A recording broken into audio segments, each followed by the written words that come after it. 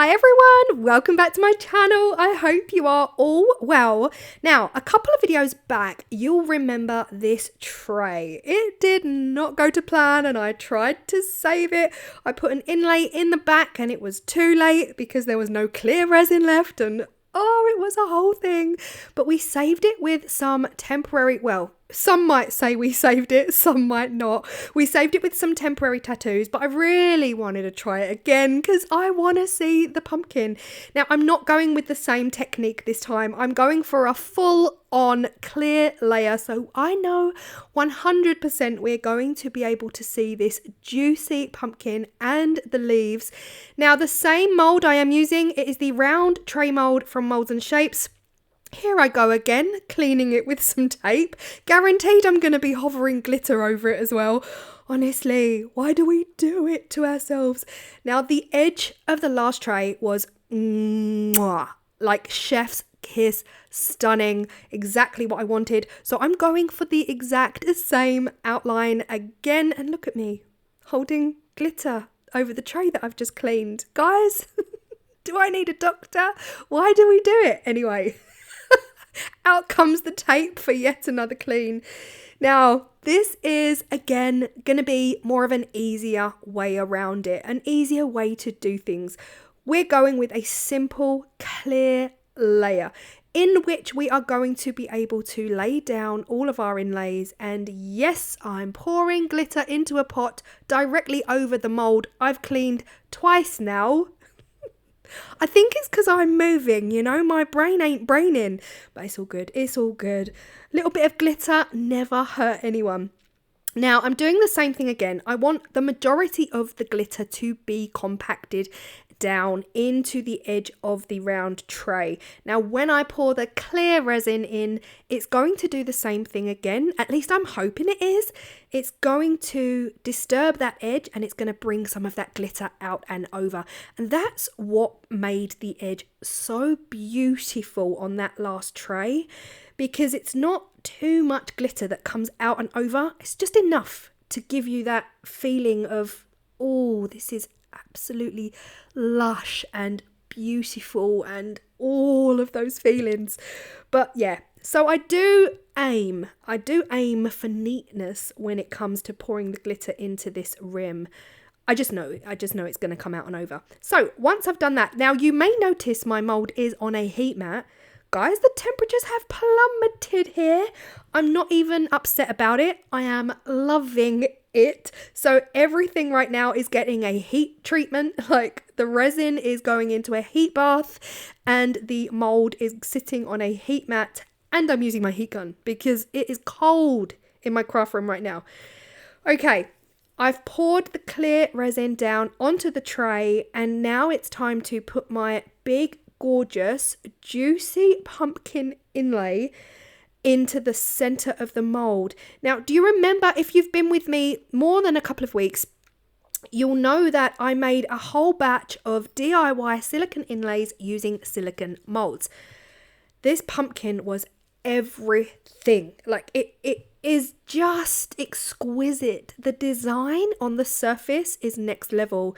Now, once the inlay is down, I've mentioned this before as well, inlays can often move because resin moves. So monitor it, keep your eye on it, make sure that when you finally walk away, it is central. Now, I have sped this section up purely because I was individually coating each and every silicone inlay leaf before I placed it upside down in the resin.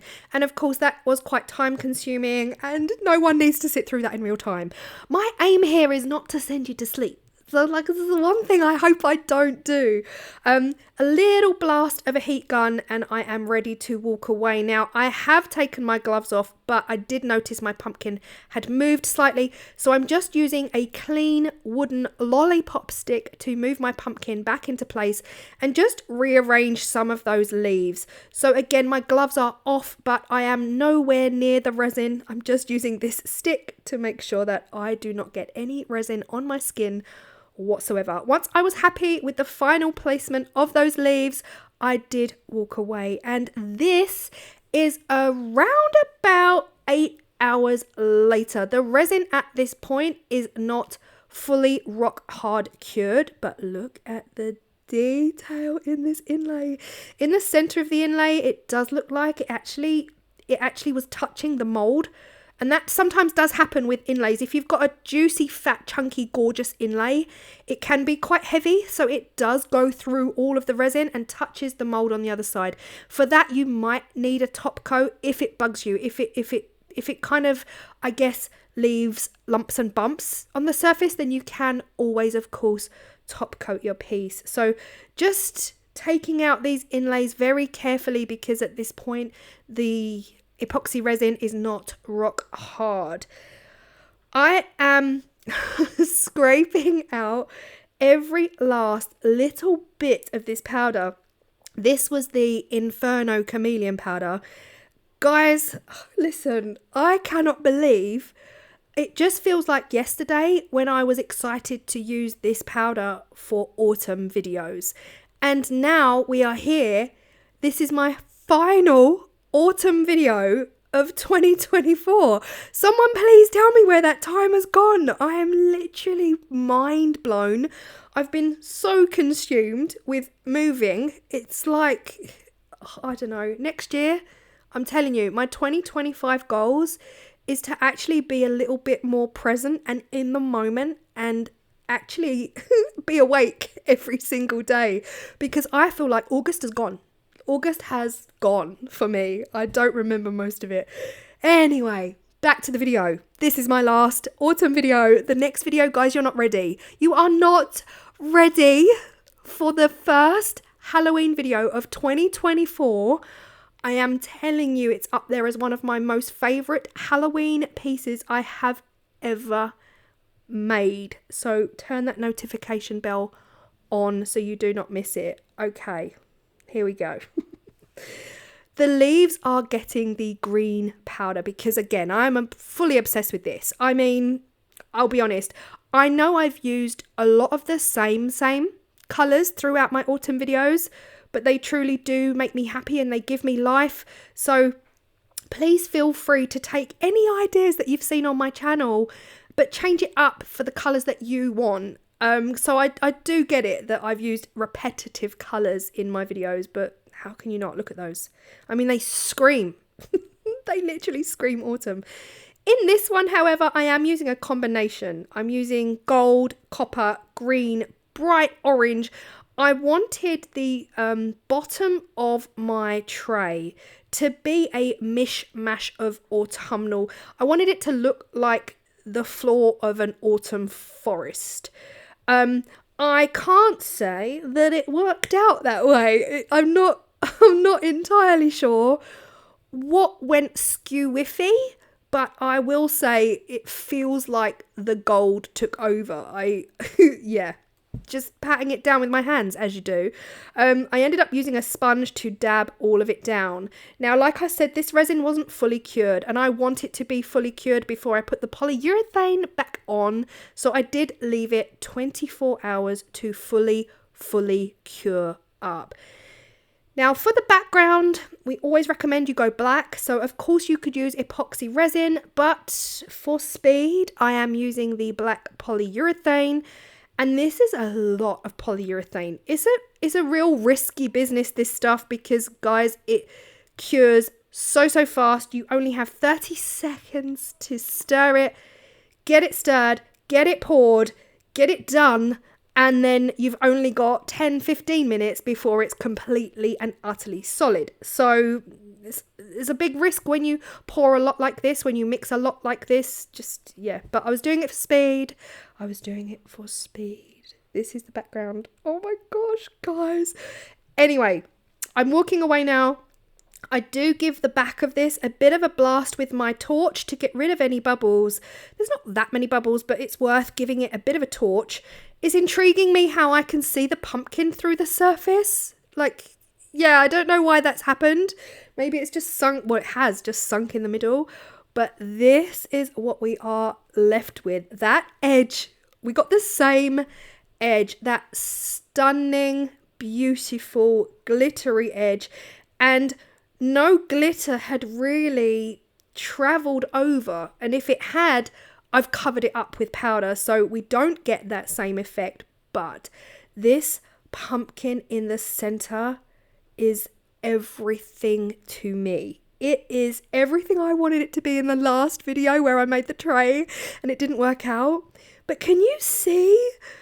There's no sign of all of those colours that I used. It just looks like a mishmash of gold and green. And it's not altogether ugly. I just think I wanted more of a randomised colour scheme, but I didn't get it. And again, that's okay. But look at this pumpkin. Like, this pumpkin is just divine. It is so, so pretty. I love the way the stalk has got a different colour in there as well. The leaves are all shades of green and gold. Love, love, love. It all looks like it's embedded down in a feather quilt. You know, it gets that quilted look about it. But yeah, the background for me is not giving.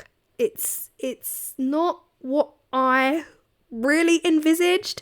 I'm sure you guys must agree with me on this. It's plain. I don't want to use the word plain or lame as some might use. But yeah, I don't know. Maybe it's not enough for me. I've said it in previous videos. There's a fine line between making something look just beautiful and then packing everything in so something looks super, super, like chuck it all in technique. And I think with this tray, it would have been next level wow had I used the cling film technique. And I said it in a previous video, it's been a while since I've used the cling film technique, and that was a regret I had on this one, because as I demolded and I thought, wow, the pumpkin's gorgeous, those leaves are stunning, that edge is everything, the background is meh, you know. Cling film technique would have elevated this piece to the next level and it would have been simply out of this world. So learn from me. It's still a pretty tray. Just something about it just needs a little bit more zhuzhum, you know, vavum, vavavum. But yes, cling film technique all the way. And I'm taking this note and I'm making a mental note of it. So if I'm doing this again and I want a background, it's going to have to be something like the cling film technique just to give it that wow impact. But let me know your thoughts. Let me know if you have enjoyed the autumn videos this year, and keep your eyes peeled because the very next video is going to be Halloween, and it's hands down one of the most stunning things I've ever made. My patrons have already seen it, so thank you to my patrons for all of your encouragement and enthusiasm on the piece I've made. Oh my gosh, I cannot wait. I am ready for Halloween videos. I'll see you then. Bye.